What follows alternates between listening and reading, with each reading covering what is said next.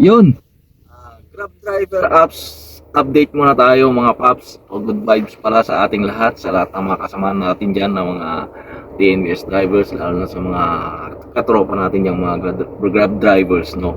May nagbabalik po sa na features ang Grab driver apps. Ito ay yung advanced booking na kung saan ay ah, ito ay feature na dati pa at ngayon nagbabalik, pero may changes ito. So kailangan nyo itong aralin, kailangan nyo lang pumunta sa inbox ninyo, sa message ninyo para makita nyo, or tingnan nyo na lang dyan at basahin nyo ko dito sa ano natin, sa post natin. Ito yung kahit saang pick up location sa buong Metro Manila, ito na yung advance booking natin. So yun, mag-i-start na yan guys mga paps, bukas February 2 mag-i-start na yan. So dapat ngayon pa lang makita natin, tingnan na natin, aralin na natin kung ano yung changes niya, kung ano yung naging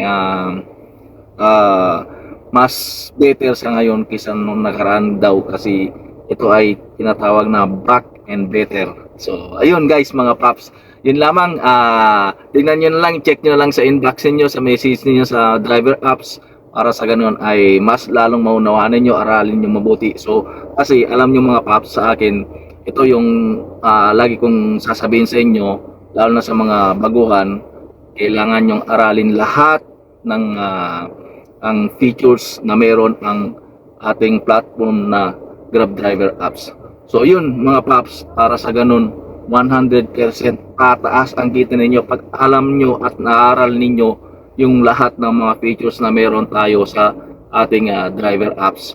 So yun lamang mga paps, ingat tayo lagi sa biyahe at sana may napulot kang aral ngayon. At sa mga, kung hindi ka pa nakapalo guys mga paps, pa-follow na lang para sa updates natin sa mga susunod na updates natin sa TNVS, sa pagbiyahe bilang mga driver partner na kung ano man tayong TNC bumibiyahe. So ingat tayo lagi mga paps, and God bless everyone.